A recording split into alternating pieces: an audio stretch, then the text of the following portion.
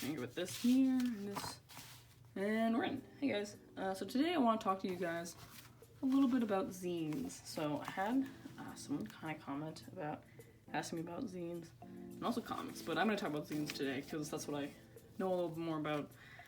So zines essentially are like self-published booklets, and they can be made pretty much any way you want. Any kind of like bookmaking is kind of basically a zine if you think about it. It's kind of a pretty loosey-goosey term, but I just want to talk about a couple different folding methods and then some examples of some zines that I've kind of picked up, zines I've made, and you know, different kinds of stuff like that. So first I want to talk about some linear folding methods. So I'll put this to the side real quick. Well, yeah, right there. So linear folding methods are kind of best if you're going to want to make something that flips through in a really kind of obvious way.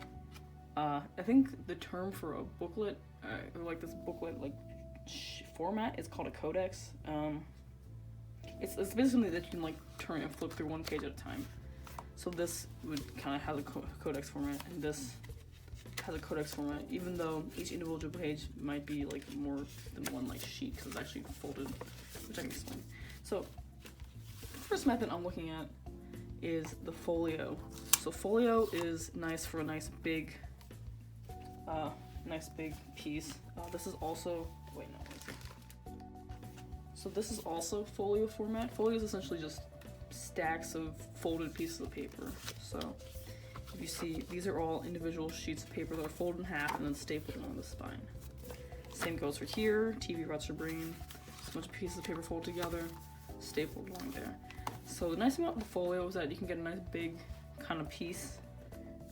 If you're doing like a longer format or something more complicated, or something that you've kind of designed digitally, like in InDesign, then folio format's really useful and kind of pretty standard. It's pretty much the simplest one. It requires the least amount of like folding and cutting and things like that. And I don't really have to demonstrate to you. You guys know how to fold things. And you can also, if you wanted to, you could stitch this like a saddle stitch. And that's kind of like a simple form of bookbinding. I've done a couple, but they're not in the best shape. And you can probably see Lemon has a couple of good videos about bookbinding, and she's probably the person to go to with concerns about that. So that's folio. Next, we're looking at the 8-page, and this is the one I'm going to do another demo. I'm going to do a demo for, and I have the sticky notes here because for fun. This 8-page format is really common. It's very popular. I use it for a lot of my zines. Some of these aren't even finished, but these are the kind of zines I like to make. I like the zine format. It's really nice for photocopying stuff. If you're just making a one-page kind of drawing, or if you're making a one-page zine that you want to just like kind of fold and then draw your stuff, and then you can fold it, you can unfold it, photocopy it, and then you can just, and that's your kind of a simple way of reproducing your booklet. And I find you can actually find lots of tutorials for how to do this one. I'm gonna do a demo just because it's kind of obligatory. The nice thing about this is that it's like folio. You can get the ability to flip through in a nice linear fashion. And then if you want, you can also unfold it and use kind of the backs of that, the like other side, because you're only actually drawing on one side of the paper. There's a whole other side of the paper that you're not using. And there's a lot of bleed through on this one, which is why this isn't a great example. But say for this one, save YouTubers, you can flip through and see this stuff, but you can also unfold it, and there's a whole blank page back here that you could also draw on. So I'm gonna do a quick demo of the 8-page technique. Put this aside, put this back there. So all you need for an 8-page is a sheet of paper. Any size sheet of paper. 9x12 works if you want to photocopy on like a regular, like a standard scanner. And some scissors. So the first thing you do is fold in half hot dog style. And I'm a little far away from it right now, so this fold might be a little uneven. Yeah, I was worried it wasn't on screen for a second. Fold it in half that way. Open it up. Fold it in half hamburger style. And you can turn that real quick. Sorry if the camera's wiggling, I just knocked the stand very slightly. Oop. Clumsy today. That one's easy.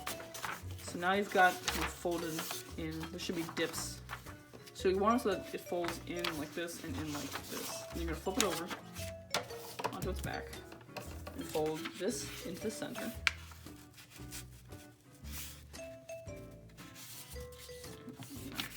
Carefully. And then this side, the opposite side to the center. You want this so that you get quarters. 1, 2, 3, 4. Then you're gonna fold this back in. So that's what you should have. Fold this so that it goes in like that. Take your scissors, cut right along this fold. Just to that joint, not any further. I've never gone any further, but I assume things would go badly. Then you're gonna wanna, so now that you've got your paper, it's gonna be like this. Fold it in half again, hot dog style. Squeeze it in, and then just fold it down until you've got one booklet. And that's your little 8-pager. You can do this with any size paper. I usually do it with pretty small paper because it's easy for me to photocopy. And then you can start your drawing.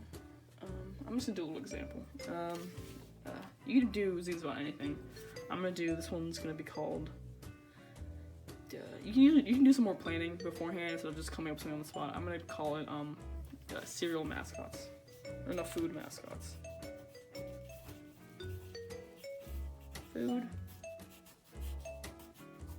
mascots. And I realize this text is very large.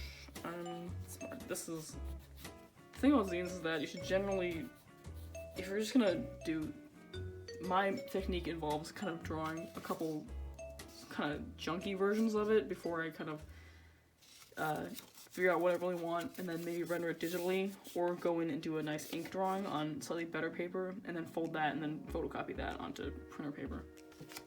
And then I can go buy Simone. I'm using some word colored pencil that I got for free from something.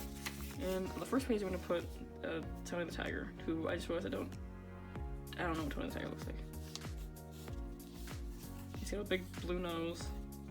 Oh god, it looks like Stimpy. Is that Stimpy? This isn't working. It's got like a little, okay, this is, I should not have, I didn't plan this.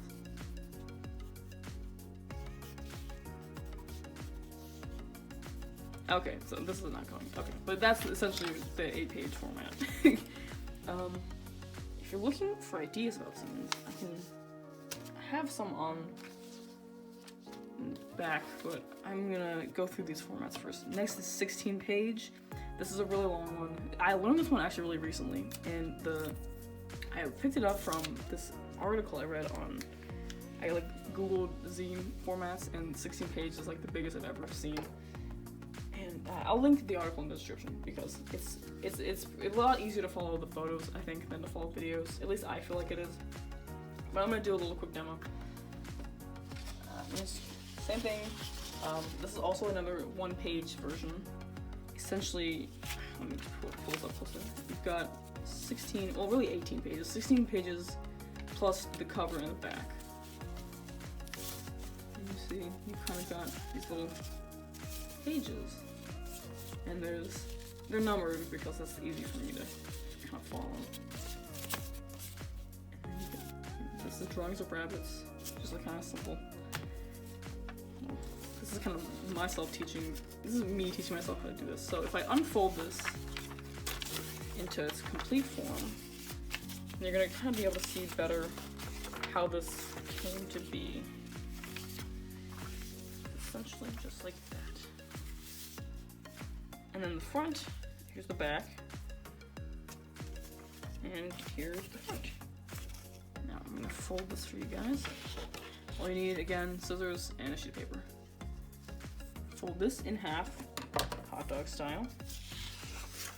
And I'm gonna turn this real quick. If I'm going off screen, I apologize. Still don't have a good camera setup. Probably never will. This is just something I do for fun. Fun being a strong word. Okay. So now we've got this arch right here in the middle. And you're gonna wanna fold it in half. I'll fold in half on the same side as this other. So this folds in. This also folds in. You want to get just like a bunch of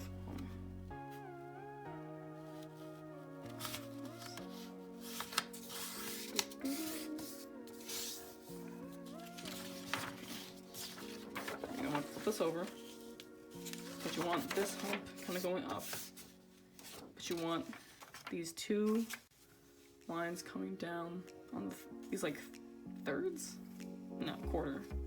So like a quarter in, you're gonna fold this into the center. This might not be the best tutorial. And you're gonna fold. Same thing on the other side.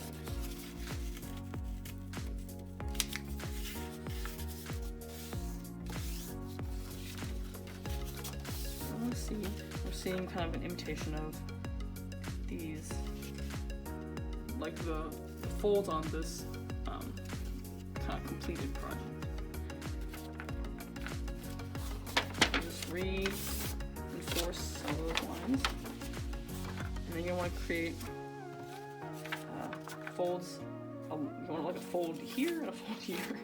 Otherwise, this isn't very clear instructions, but this is kind of the best I can describe it. The best way for me to describe it is visually. So you take this, you fold this, you fold the bottom edge into the center again. If there's a better way to do this, I don't know.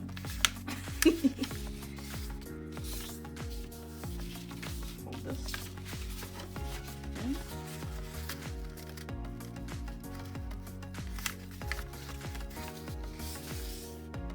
Okay.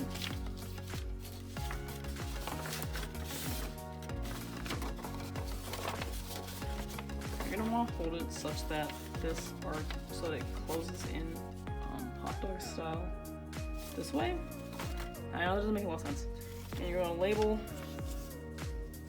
Let me turn this off. I know I need this as a guide. I'm gonna label this top left corner cover. Let me write pencil again. I'm gonna put C and put it upside down because this makes the most sense. C. That means cover. And then this is end. So end.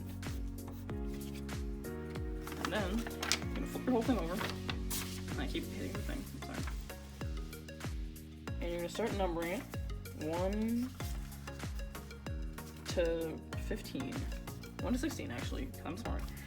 I'll start from here. 1. And these are upside down, right side up, and I'll demonstrate that here. 1.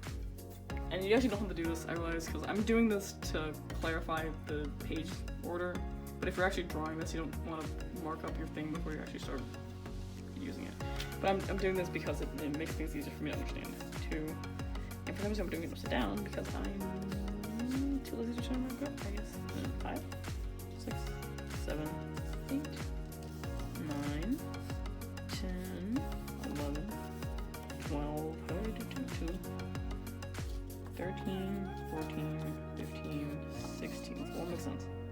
I'm gonna cut 3 out of the 4 like units across, alternating which side you start on. So start here at the 1 and cut down to the end of 3.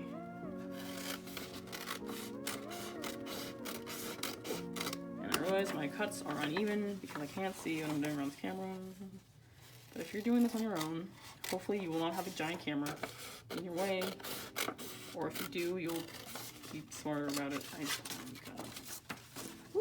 And back around this way.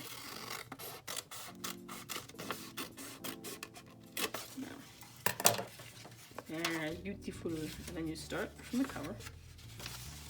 And you fold. Okay, this is okay. Let me. Jesus Christ. So now, this is is what you should look like. Kind of squishy. You kind of see it where the bends are. And all of these are set up. So then I'm going to flip this whole thing over. And then starting from C. And my watch goes down. So that the C is, or the cover page is the right side up. So, and then fold it in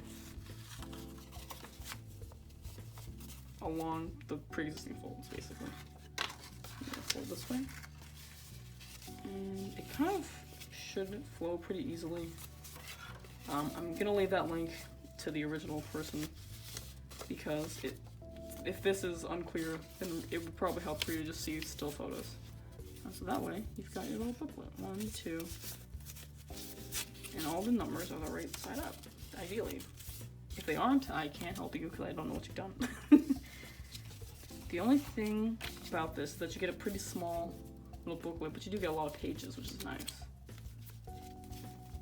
And it is a little more time consuming folding wise. I think the 8-page really is kind of one of the nicest little 1-page folding tricks.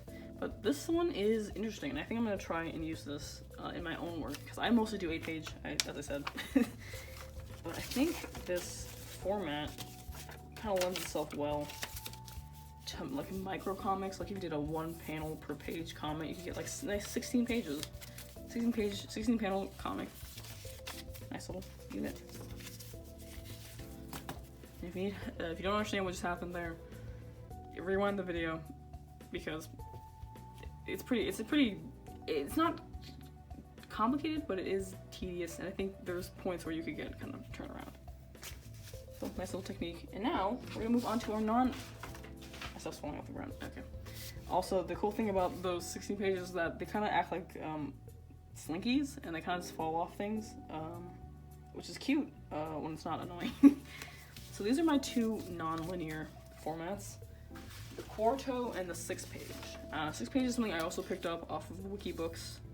They have a bunch of different folding techniques. Quarto is something that I did kind of intuitively back in my sophomore year of college, which was not that long ago. And it's essentially just folding it in half twice. Kind of the most intuitive way of folding, I think. So you fold it. You start with this big sheet. And you can start with smaller sheets, but I started with this big sheet because it was a drawing class, and this isn't actually a zine, this is a drawing project. You fold it in half, hot dog, hamburger, and then you fold it in half the other way.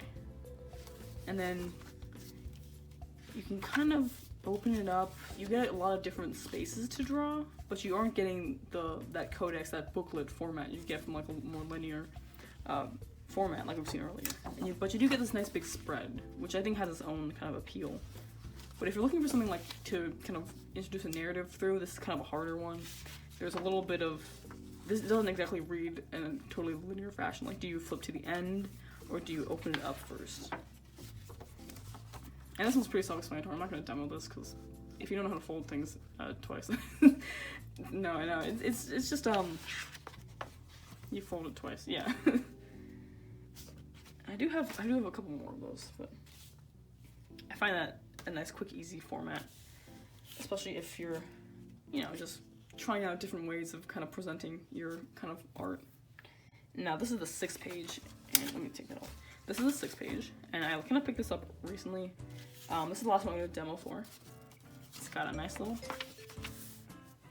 it's kind of a weird format. I numbered it, but the numbers aren't like necessary to understanding it. It's called Express Yourself. It's really just a series of expressions completely non-connected to each other for the most part. So you're getting 1, 2, and these numbers can kind of, you don't have to follow these for your own work. They're just kind of the way I was working through it. 3, 4, 5, 6. The nice thing about this kind of page, this kind of format, is that you're seeing, you can kind of get like bigger spreads and smaller spreads. Like you have, this is 1 page. This is kind of 2 connecting blocks. You can get 4 connecting blocks, and you can get this 1 page again. You also definitely get more use out of these back panels because it's just kind of the format doesn't really force you to flip through in a way such that you kind of lose pages. You kind of, all the pages are still accessible essentially.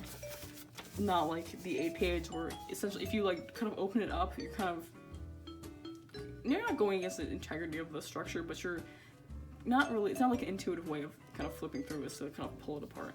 At least not, I don't think it is. So let's do a little quick tutorial. Demo. I say demo, I mean tutorial. So essentially, you fold it in a zigzag, and then you fold it in half once. So, yeah. So, I'm gonna approximate what a third of this is. It's probably, actually, you know, I'm gonna get a ruler. This is 9 by 12 paper, so yeah, this is 12, so over 12. So I'll just go 4, and I'll just take a little nick here. Oh, wait. There we go. I'll put these off screen. You don't have to do this, but I find it easier than whatever the heck it is that I usually do. So fold it such that it kind of hits that marked point a third of the way in.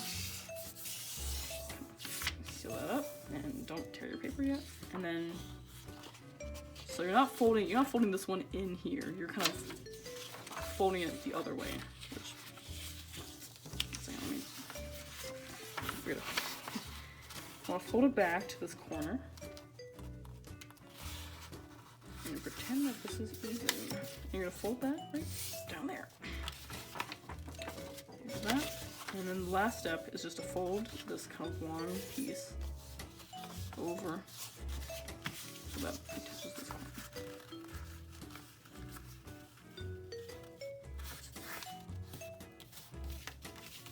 And there you have it. Little zine, little 6-page. Now I'm gonna draw a little face.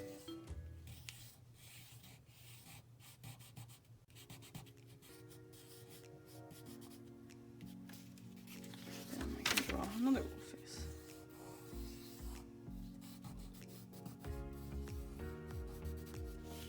I know this isn't very engaging, but let me think.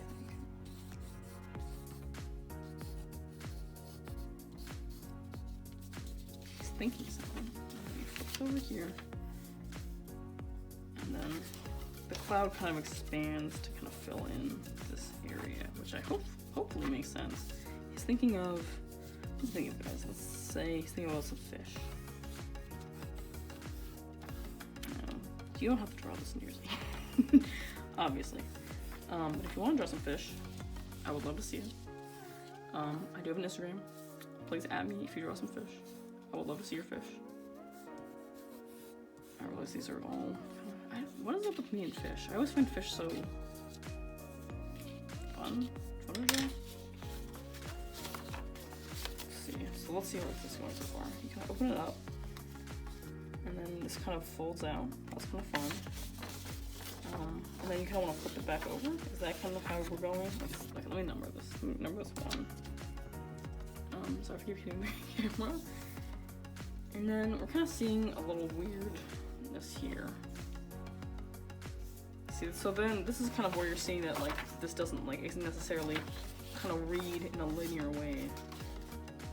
Or even if you pick this up, there's no guarantee that when someone picks this up they're gonna flip through it the right way. Whereas, which is kind of the point of these nonlinear ones, is that they kind of strange way of interacting with them. And I think that has its own merits, but I think if you want a certain thing, to make it clear how you want your viewer to interact with it, this is probably not gonna be the way to go. Just something to think about when you're picking which folding method you want. And then I'm not doing this. I just really kind of set this up and I'm like, I don't really want to draw this anymore. Because I actually want to talk about example zines. Now I have a collection of little zines here, which I'm very proud of. Some of them I made.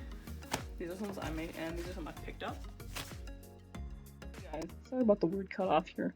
I lost some video footage, so I'm gonna create a part 2 where I'm talking about example zines that I picked up over the years and some of the zines that I've made. So thank you for watching, and I'll see you guys in the second part. Thank you.